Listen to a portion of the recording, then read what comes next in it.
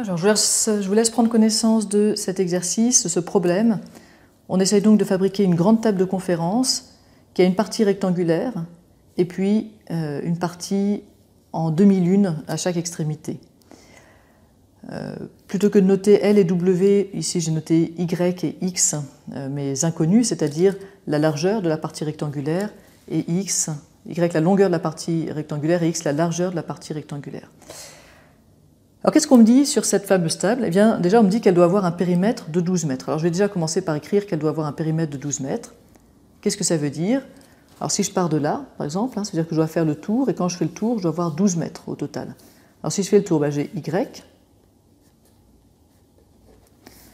Ensuite ici j'ai un demi-disque. Alors je vais peut-être tout de suite le mettre si vous êtes d'accord avec le demi-disque qu'il y aura là-bas. Ça me permet de faire un disque entier. Un disque entier c'est 2πr. Mon rayon ici, c'est x sur 2. Donc 2 fois pi fois x sur 2. Donc j'ai fait ça et j'ai fait ça, et il me reste encore un y. Alors je peux mettre directement 2y. Vous êtes d'accord que pour faire le tour de la table, je dois passer 2 fois par y et 2 fois par ce demi-disque, donc un disque entier. Voilà pour le périmètre qui doit être égal à 12. Maintenant j'ai une autre information, c'est que la surface de ma partie rectangulaire doit être égale à 2 fois la somme des surfaces des demi-lunes. Alors la somme des surfaces des demi-lunes, ça fait une lune. Donc qu'est-ce qu'on me dit? On me dit que la surface du rectangle, ça doit être égal à 2 fois la surface du disque. Donc qu'est-ce que ça donne? La surface du rectangle, c'est xy, qui doit être égale à 2 fois la surface des disques. La surface des disques, c'est pi fois le rayon au carré, donc pi fois x sur 2 au carré. Et j'ai comme ça ma modélisation, c'est-à-dire un système d'équations ici, avec du x et du y et un peu de carré, ça ne va pas être tout à fait évident. Alors je réécris tout de suite cette ligne 2 en distribuant le carré, ça fait x au carré sur 4. Je peux simplifier ici les 2 et le 4. Et puis, je suis désolé, j'ai mélangé ligne 2 et ligne 1. Je vais recopier aussi ma ligne 1 en simplifiant un peu. Je peux simplifier les deux là, et donc j'ai πx plus 2y égale 12. Alors j'écris comme ça pour que ça ressemble plus à un système d'équations tel que vous le connaissez. Bon, qu'est-ce que je peux faire de ça? Eh bien, je peux essayer de le résoudre. Alors comme on a du carré, on ne peut pas résoudre directement par addition. Ce qui va le mieux se prêter quand on a des systèmes un peu différents, c'est de faire, si possible, par substitution. Or, ici, ça ne va pas être très difficile de faire une substitution, puisque, qu'est-ce que j'obtiens de cette ligne-là? Eh bien, j'obtiens que 2y est égal à 12 moins πx, et donc,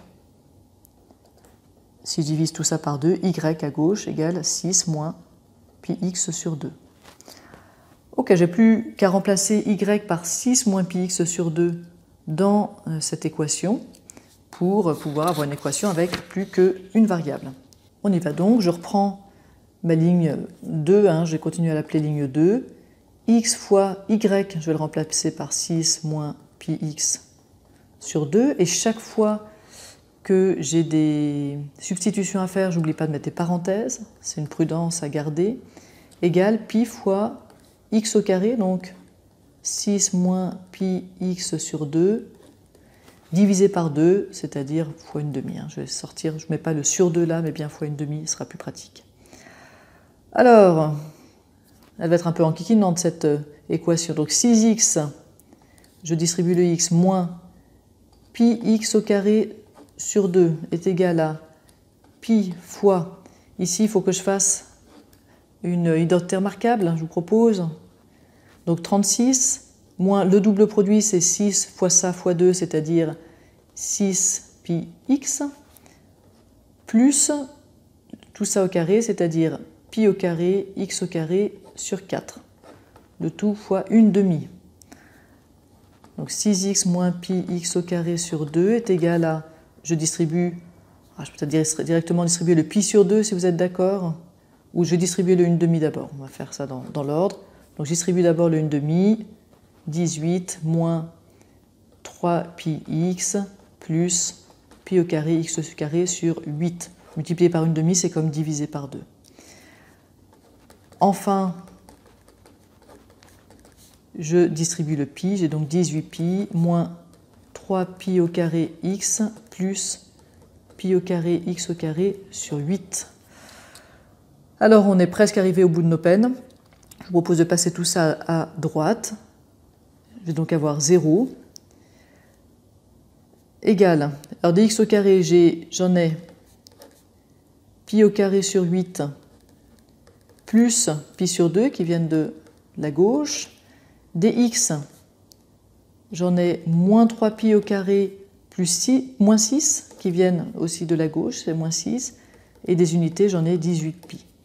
Alors voilà pour mon équation du second degré avec donc un coefficient a qui vaut pi au carré sur 8 plus pi sur 2, un coefficient b qui vaut moins 3pi au carré moins 6 et un coefficient c qui vaut pi. Mais là, je vous propose de simplifier et de prendre pi environ égal à 3 à partir de là. Donc si je recopie mon équation, je vais avoir 0 égale x au carré fois 9 sur 8 moins 3,5 plus x fois moins 3 fois 9 moins 6 plus 18 fois 3, c'est-à-dire 0 égale x au carré fois 9 sur 8 moins, je multiplie par 4 en haut et en bas, 12 sur 8, plus x fois, alors moins 3 fois 9, moins 27, moins 6, moins 33. Et 18 fois 3, c'est 3 fois 20, 60, moins 6, 54. Alors, on approche du but. Peut-être que je vais le remarquer comme ça. 9 moins 12, moins 3 huitièmes de x au carré, moins 33x, plus 54. Et là, je vous propose de prendre la calculatrice et de résoudre ça à la calculatrice. Donc, je vais faire un polysolve ici. Ce que je veux, c'est résoudre une équation du second degré avec a qui vaut moins 3 huitièmes, b qui vaut moins 33, hop, et c qui vaut 54. On obtient x environ égal à 1,6 ou x environ égal à moins 89,6. Évidemment, x qui représente ma largeur ne peut pas être négatif, donc je garde pas 89,6. Est-ce que 1,6 ça paraît raisonnable? Oui. Donc la largeur de la table 1,6 m. Et puis pour obtenir y, on avait écrit que y était égal à 6 moins pi x sur 2, que je vais donc simplifier en 6 moins 3 fois 1,6 sur 2, 3,6. Donc la largeur de la table est d'environ 1,6 m et sa longueur est d'environ 3,6 m.